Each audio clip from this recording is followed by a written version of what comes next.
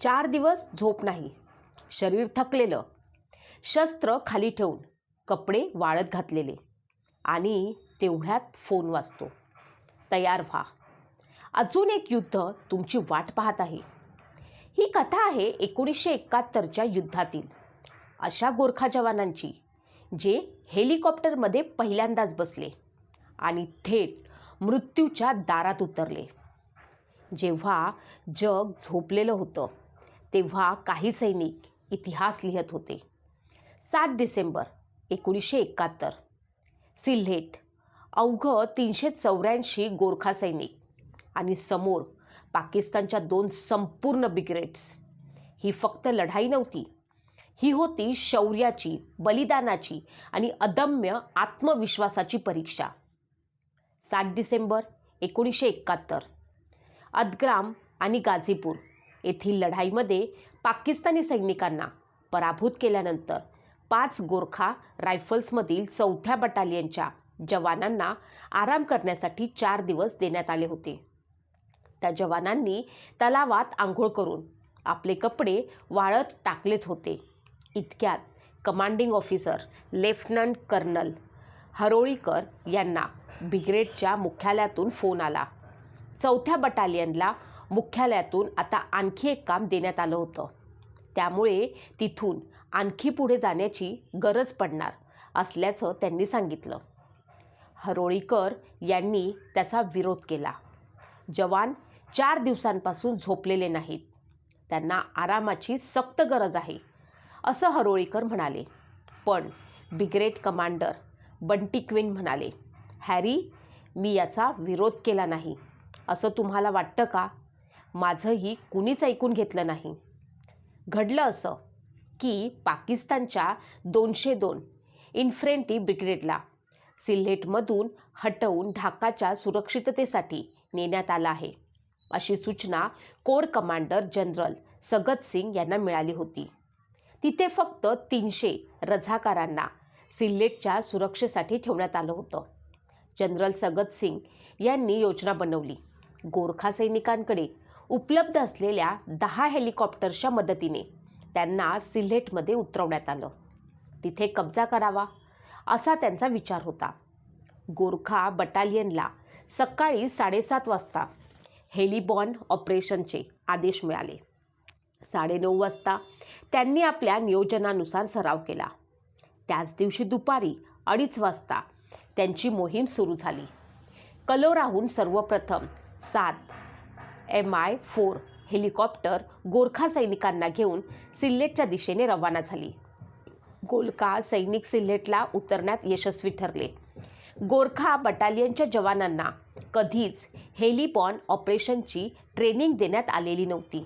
इतकंच नव्हे तर ते पहिल्यांदा हेलिकॉप्टरमध्ये बसले होते.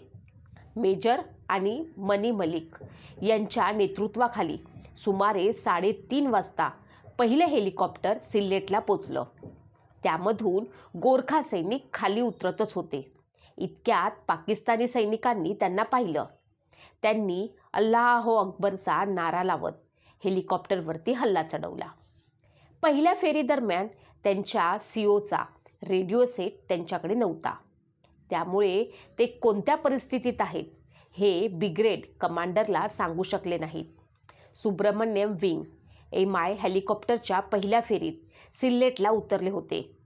त्यांच्यासोबत 75 ते 80 गोरखा शिपाई होते. हेलिकॉप्टरचा आवाज इतका मोठा होता की खाली त्यांचे कशा पद्धतीने स्वागत होणार आहे याची कल्पना त्यांना आली नाही. जमिनीवरनं 5 फूट उंचीवरनं त्यांनी उड्या मारायला सुरुवात केली. पण खाली उतरताच त्यांच्या दिशेने फायरिंग होत असल्याचं त्यांच्या लक्षात आलं. लेफ्टनंट कर्नल हरोळीकर यांनी सर्व सैनिकांना जमिनीवर पडून राहण्यास सांगितलं. पाकिस्तानी सैनिक त्यांच्या दिशेने अल्लाहो अकबर ओरडत पुढे आले. सारे गोरखा जमिनीवरती चुपचाप पडून होते. पाकिस्तानी सैनिक 40 फूट अंतरावर येताच त्यांनी जय कालिमा अयो गुरखाली नारा लावत त्यांच्या दिशेनं धाव घेतली. गोरखा सैनिकांनी पाकिस्तानींवरती कुकरी म्हणजे चाकूसारखं हत्यार याने हल्ला सुरू केला. पाकिस्तानी सैनिकांनी तिथून पळ काढून 400 मीटर अंतरावरील एका गावात आश्रय घेतला. खरं तर 202 पाकिस्तानी ब्रिगेडला सिल्लेटमधनं हटवून ढाकाला नेण्यात आलं आहे, अशी चुकीची माहिती जनरल सगत सिंग यांना मिळालेली होती. 313 ब्रिगेडला ढाकाला जाण्यास सांगण्यात आलं होतं, पण ते ढाकाला जाण्याऐवजी सिल्लेटला आले होते. त्यामुळे गोरखा सैनिकांची बटालियन सिल्लेटला दाखल झाली. त्यावेळी त्यांचा सामना एकाच वेळी पाकिस्तानच्या 2 ब्रिगेडर्सशी होणार होता. दुसऱ्या दिवशी काही गोरखा सैनिकांना घेऊन काही हेलिकॉप्टर्स सिल्लेटमध्ये लँड झाले. त्यावेळी भारताने तिथे दुसरी बटालियन पाठवली आहे, असा गैरसमज पाकिस्तानी सैनिकांमध्ये पसरला. भारतीय वायुदलाचे हेलिकॉप्टर्स आणि गोरखा सैनिकांच्या अचानक लँडिंगमुळे तिथे उपस्थित असलेले पाकिस्तानी ब्रिगेड कमांडर काहीसे चिडले. गोरखा सैनिकांना सिल्लेटमध्ये अत्यंत कमी प्रतिकार होईल असं जनरल सगत सिंग यांना वाटत होतं, पण प्रत्यक्षात त्यांच्या विपरीत घडलं. गोरखा सैनिक उतरताच तिथे पाकिस्तानी सैनिकांचा मोठ्या संख्येने त्यांना सामना करावा लागला. तसंच त्यांच्यापर्यंत जमिनीमार्गे कोणतीच कुमक पाठवणं भारतीय सैन्याला शक्य नव्हतं. सिल्लेटमध्ये उतरलेल्या गोरखा सैनिकांची संख्या फक्त 384 होती. काही वेळातच पाकिस्तानी सैनिकांना त्यांची संख्या माहीत होणार होती. 9 डिसेंबरच्या रात्रीपर्यंत गोरखा सैनिक तिथे उतरून 48 तास उलटून गेले होते. त्यांना लिंकअपचं आश्वासन देण्यात आलं होतं, पण तेही पूर्ण झालं नाही. त्यांच्याकडील अन्नपदार्थ आणि पाणी संपू लागलं. जखमी आणि मृतांची संख्याही वाढू लागली. स्थानिकांनी मागे टाकून पळून गेलेल्या झोपड्यांमधनं त्यांना थोडंफार जेवण उपलब्ध होत होतं. पाण्यासाठी त्यांना गलिच्छ अशा तलावांवरती अवलंबून राहावं लागत होतं. ते आपल्या रुमालातून पाणी गाळून ते पित होते. त्यावेळी जगाला या लढाईचं योग्य चित्र समजावं यासाठी भारतीय सैन्याने काही परदेशी पत्रकारांना आपल्यासोबत घेऊन जाण्याचा निर्णय घेतला होता. त्यावेळी बातम्यांचे फक्त 3 स्रोत होते. पहिला रेडिओ, पाकिस्तान ज्याला रेडिओ झुटिस्तान असं म्हटलं जायचं. दुसरं आकाशवाणी, पण आकाशवाणीच्या बातम्यांना लष्कराच्या मुख्यालयातून क्लिअरन्स घ्यावा लागायचा, त्यामुळे त्या उशिरा यायच्या. तिसरं म्हणजे BBC न्यूज. त्यांची विश्वसनीयता खूप जास्त होती. BBCच्या युद्धप्रतिनिधींनी त्या दिवशी रेडिओ बुलेटिनमध्ये एक बातमी दिली होती. त्यामध्ये भारताने सिल्लेटमध्ये आपली संपूर्ण ब्रिगेड उतरवल्याचं सांगितलं होतं. हे वृत्त प्रसारित झालं तेव्हा दोन्ही देशांचं सैन्य आमनेसामने होतं आणि BBCचं प्रसारण ऐकत होतं. कर्नल हरोळीकर म्हणाले, BBCने काय म्हटलं तुम्ही ऐकलं का? आश्चर्यचकित होऊन एका अधिकाऱ्याने उत्तर दिलं, BBCकडनं अशी चूक झाली याचं आश्चर्य वाटतं. ते लगेच म्हणाले, BBCने चुकीचं काही म्हटलेलं नाही, त्यांनी अगदी योग्य म्हटलेलं आहे. पाकिस्तानचंही हे ऐकलं असेलच. आता आपण एक ब्रिगेडच आहोत असं आपल्याला भासवलं पाहिजे. जनरल कार्डोजो आणि CO यांनी मिळून आपल्या बटालियनला मोठ्या परिसरात पसरवलं. काही सैनिकांना स्वयंचलित शस्त्र देऊन मोठमोठ्या गॅप्समध्ये तैनात करण्यात आलं. पाकिस्तानी सैनिकांना हे एक ब्रिगेडच आहोत असं भासवण्याचा त्यांचा विचार होता. लवकरच एका टेकडी सदृश्य उंचवट्यावरती कब्जा करा असं गोरखा सैनिकांच्या प्लाटूनला सांगण्यात आलं, कारण त्यांच्या ताब्यात हा उंच भाग गेल्यास भारतीय सैनिकांची संख्या कमी असल्याचं त्यांच्या लगेच लक्षात आलं असतं.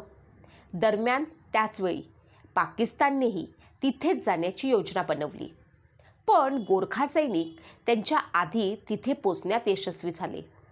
त्यांनी उंचावरनं फायरिंग करून पाकिस्तानी सैनिकांना तिथेच रोखलं.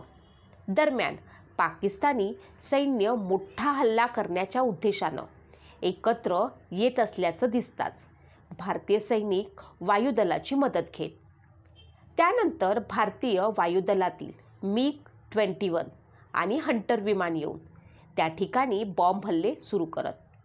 रात्री भारतीय वायुदलाचे हेलिकॉप्टर त्या ठिकाणी उतरताच त्यांनी मोठी कुमक घेऊन आल्याचं पाकिस्तानी सैनिकांना वाटायचं. मात्र भारतीय हेलिकॉप्टर फक्त जखमी किंवा मृतांना घेऊन जाण्यासाठी तिथे येत होते. गोरखांनी त्या ठिकाणी गस्त घालणं, सापळा रचून हल्ला करणं यासारखी कामे सुरू केली. मात्र त्याच वेळी गोरखांकडील शस्त्रही कमी होऊ लागली. मेजर जनरल कार्डोजो आणि CO आपल्या सैनिकी ठिकाणांवरती जायचे. त्यावेळी गोरखा आपल्याकडील कुकरींना धार चढवताना त्यांना नेहमी दिसायचे. त्यांनी एकदा त्याचं कारण विचारलं तेव्हा गोरखा सैनिक म्हणाले, आपल्याकडील सर्व शस्त्र संपल्यानंतर सर्वात विश्वसनीय शस्त्र म्हणून कुकरीचा वापर आम्ही करणार आहोत. गोरखा सैनिकांनी सिल्हेटमध्ये अशा प्रकारे 8 दिवस घालवले. 15 डिसेंबर 1971च्या सकाळी 9 वाजता भारताचे लष्कर प्रमुख सॅम मानेकशॉ यांनी पाकिस्तानी सैनिकांनी शरणागती पत्करावी असं आव्हान रेडिओवरनं केलं. ही घोषणा होताच 2 पाकिस्तानी अधिकारी पांढरे झेंडे घेऊन गोरखा तळाच्या दिशेनं पुढे आले. त्या अधिकाऱ्यांनी सांगितलं की त्यांचे कमांडर 4-5 गोरखा सैनिकांसमोर आत्मसमर्पण करण्यास तयार आहेत. पण C कंपनीचे मेजर माने मलिक यांनी त्यांना 1500 मीटर अंतरावर येताना पाहिलं. तेव्हा त्यांनी आपल्या कमांडिंग ऑफिसरला संदेश पाठवत विचारलं, काय आदेश आहे? लेफ्टनंट कर्नल हरोळीकर यांनी पुढे येऊन पाहिलं की 1 ते 2,000 पाकिस्तानी सैनिक जंगलाच्या एका कोपऱ्यात जमा झाले आहेत. तोपर्यंत आत्मसमर्पणाची कोणतीच अधिकृत सूचना आली नव्हती. त्यामुळे COंना पाकिस्तानी सैनिकांच्या हेतूंवरती संशय आला. पाकिस्तानी अधिकाऱ्यांनी भारतीय सैनिकांना एक चिठ्ठी दिली. गॅरिसन कमांडर भारतीय ब्रिगेड कमांडरसमोर संपूर्ण गॅरिसनची शरणागती पत्करण्यास तयार आहेत असं त्यांनी सांगितलं. 16 डिसेंबरच्या सकाळी सीमा सुरक्षा दलाच्या कमांडरनी मोठ्या संख्येत पाकिस्तानी सैनिकांना शरणागतीची तयारी करताना पाहिलं. त्यावेळी त्यांना भीती वाटली, कारण तिथे भारतीय सैनिकांची संख्या अत्यंत कमी होती. मेजर कार्डोजो यांना त्यांच्या मदतीसाठी पाठवण्यात आलं. तिथेच कार्डोजो यांचा पाय पाकिस्तानने पसरवलेल्या भूसुरुंगावरती पडला. त्यामुळे कार्डोजो यांच्या पायाला गंभीर इजा झाली. त्यातून खूप जास्त रक्त वाहायला सुरुवात झाली.